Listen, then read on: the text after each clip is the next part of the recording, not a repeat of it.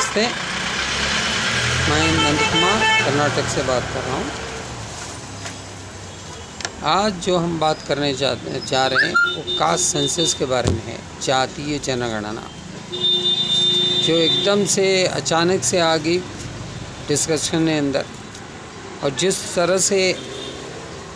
तरह से एक्सपेक्टेशन थी मोदी जी से कि वो कुछ पाकिस्तान के बारे में कुछ करेंगे, कुछ ये निकल के आएगा कि क्या करने वाला है गवर्नमेंट, तो बहुत पूरी नैरेटिव और पूरी थॉट जो देश में चल रही थी, जिसके बारे में चिंतन चल रहा था, उस चिंतन को ही बदल दिया। पॉलिटिकल चिंतन एज वेल एज देश में जो चिंतन उस चिंतन को ही बदलने का काम किया है इस जातीय जनगणना के बारे में जो डिसीजन इस गवर्नमेंट ने लिया है। तो ये मुझे लगता है एक मास्टर स्ट्रोक है।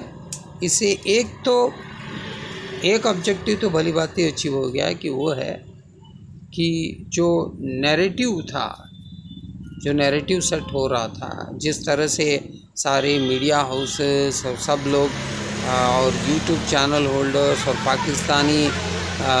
पाकिस्तानी ब्रिगेड के लोग जो यहाँ पे रहते हैं, पाकिस्तानी सपोर्टर्स, वो सब जिस तरह से आँख गाड़ के आर्मी के पीछे कई सारे डिफेंस के ऊपर नज़र रखे हुए थे, वो एक तरह से इस पॉलिटिकल डिसीजन के बाद चेंज हो गया। जो डिसीजन मोदी जी ने लिया है कि कास्ट सेंसस कराएंगे, वो एक तरह से इन्होंने एक मास्टर स्ट्रोक खेला है। और दूसरी बड़ी ऑब्जेक्टिव जहाँ तक मुझे लगता है इस कास्ट सेंसस से मोदी जी अचीव करना चाहते हैं, वो ये है कि क्या जो बेनिफिशरीज़ हैं, स्पेशली बैकवर्ड कम्युनिटी के बेनिफिशरीज़ हैं, चाहे वो SC/ST हो, चाहे वो OBC हो, चाहे वो ट्राइबल कम्युनिटीज़ हो, जो एक्चुअल बेनिफिशरीज़ है उनको आइडेंटिफाई करना।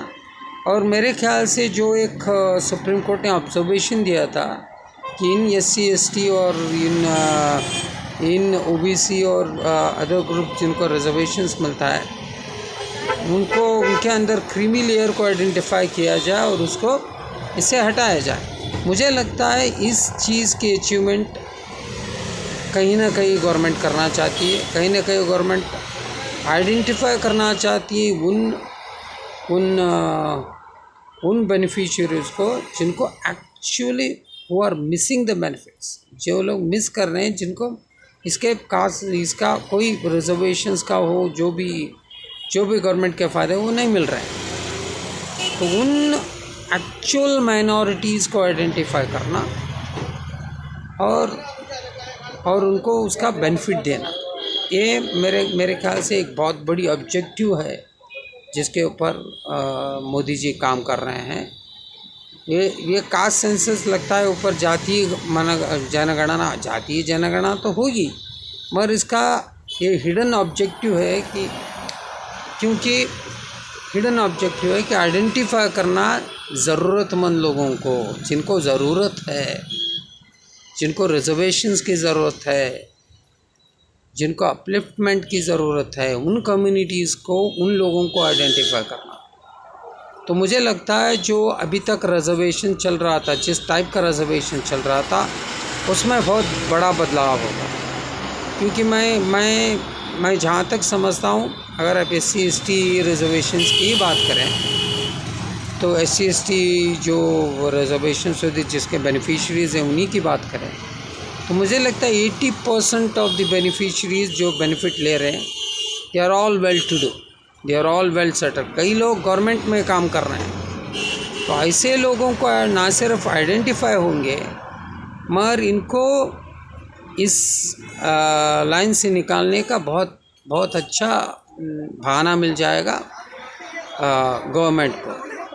जो सक्षम है उनको आइडेंटिफाई करके उनको बाहर करें, जो सक्षम नहीं है उन्हीं को इन्वॉल्व करें।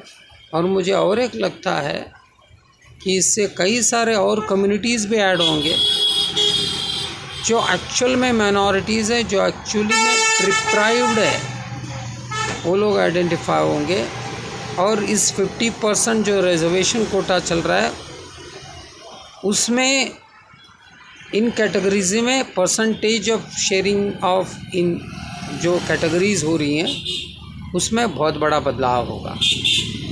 This is a long term process, मेरे ख्याल से टाइम लेगा, मगर इसका ऑब्जेक्टिव यही है। तो this is one of the hidden and open objectives. ये ओपन भी है और हिडन भी है, क्योंकि वो पॉलिटिकल सर्कल में लोगों को मालूम है कि मोदी क्या करना चाहता है, मगर वो खुल के नहीं बोल सकते उसको।